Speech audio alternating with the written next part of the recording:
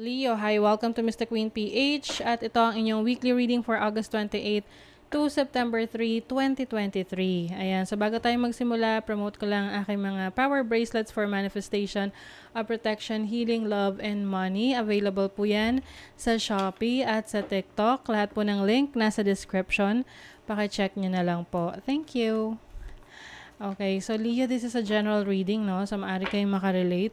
Maaring hindi. Just take what resonates. Panoorin nyo rin yung Sun, Moon, Rising, and Venus ninyo para sa iba pang mensahe. Meron tayong video na nagpapaliwanag tungkol doon. Link on the description. And thank you so much sa lahat ng sumusuporta dito sa ating channel. Just a reminder that you have the power to create your own reality. So gamitin nyo lamang ang reading na to bilang gabay. You have Octopus. So octopus is about regeneration, being creative, being resilient and flexible. So ngayong week na to, maaring marami kang gagawin, marami kang kailangang asikasuhin, so nangangailangan ka ng time management, no? So I think you will be able to work things out for you, no, to your advantage. And related rin to sa mga creative na gagawin mo creative activities mo. So, let's see. Ano pa for Leo? You also have the ray of light.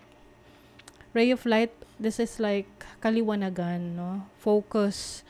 Pagkakaroon mo ko ng laser light focus and understanding of your priorities, no? And yung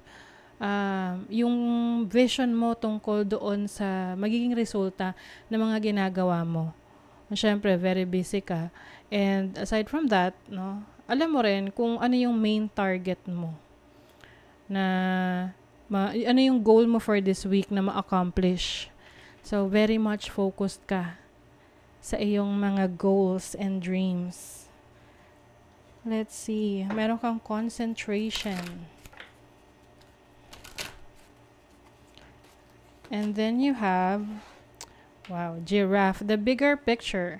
Take a step back and gather your thoughts and feelings. So seeing the bigger picture, kaya nga you have a certain focus of the things that you want kasi nakikita mo kung ano yung mga energy surrounding your projects, your actions, no? Alam mo what's going on. So, mapaplano mo siya ng maayos. And then, pagdating din sa mga decision making mo, hindi ka magmamadali, no? Pag-iisipan mo munang maigi hanggat hindi ka pa sigurado. New pathways. Consider whether you are happy on your current path.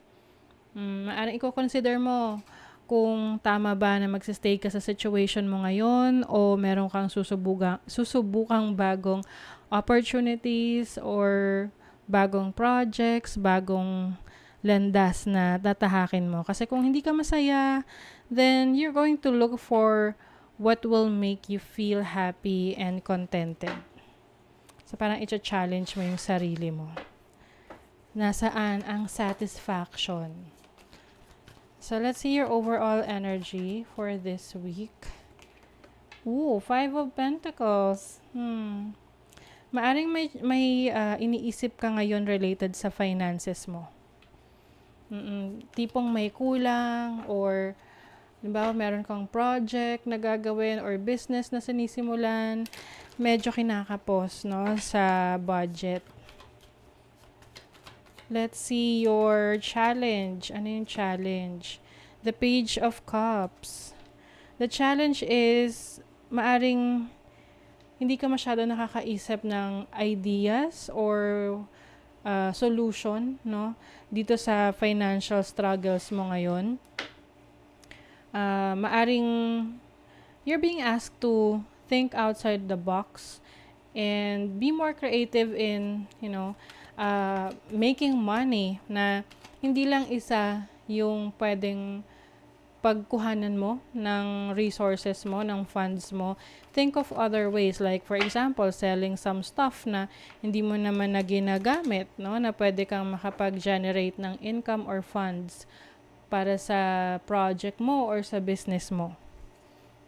Okay?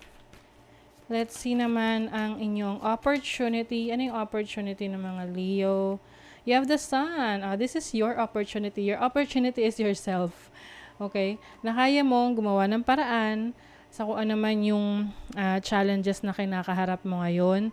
Lalo na if this is related to your finances. Na, the sun is about being creative, being joyful, seeing things in a different perspective na mas maging positibo yung iyong pananaw sa buhay, na iwasan mo yung overthinking or yung laging iniisip mo na baka may kulang, no?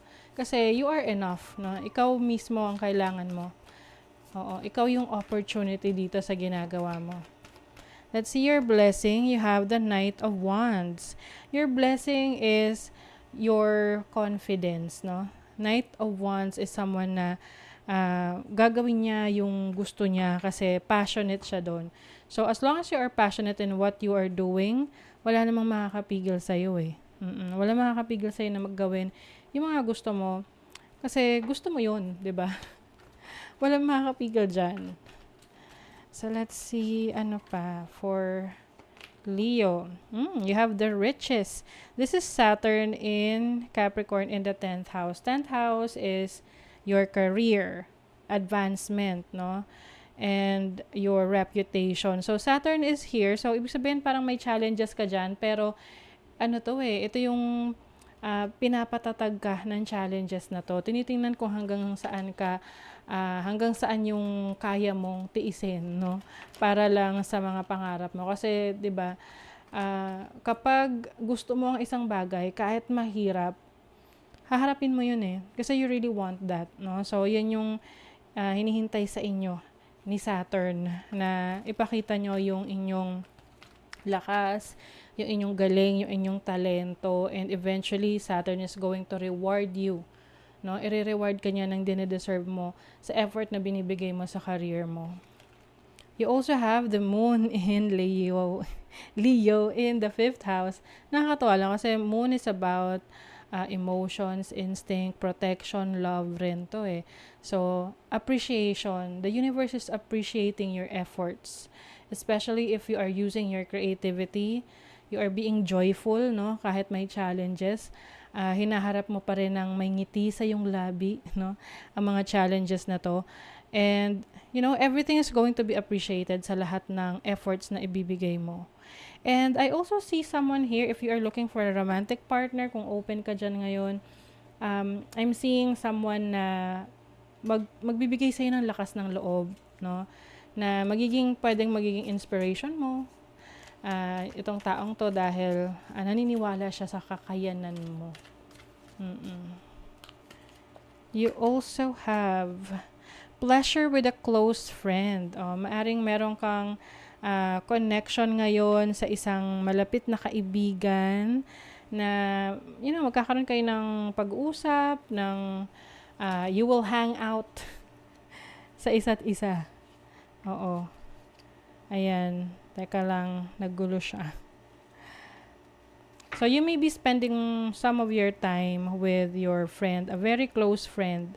So, I think ito rin yung nagbibigay sa'yo ngayon ng inspiration, nagsusupport sa'yo, nag-cheer sa'yo na kaya mo yan, ganon. A period of ill health, depression. So, umiwas sa overthinking, Leo, kasi baka magresulta yan kumbaga mag-manifest yan sa katawan ninyo.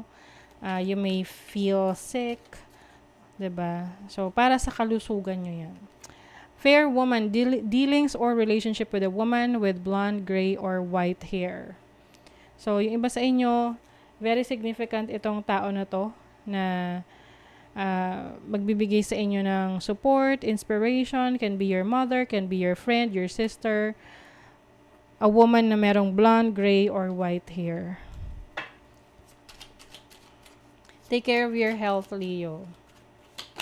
You also have use your discernment and fortitude to achieve your goals and find a new rhythm. Ayan. Discernment and fortitude, yung lakas ng loob mo tsaka yung iyong judgment pagdating sa mga susubukan mo, gagawin mo. Like what I have mentioned rin kanina, this is about your instinct, your intuition. Magtiwala ka sa iyong instinct. Universal laws and truths are now being revealed. Use this energy to create your own reality. Yes, you are creating your own reality. You have the power to do that, Leo. Okay? So, there you go. That is your reading. Kung nagustuhan nyo to, naka-resonate kayo, mag-comment kayo dyan, like, share, subscribe para lagi kayong updated sa ating mga readings. Thank you so much, Leo. See you again.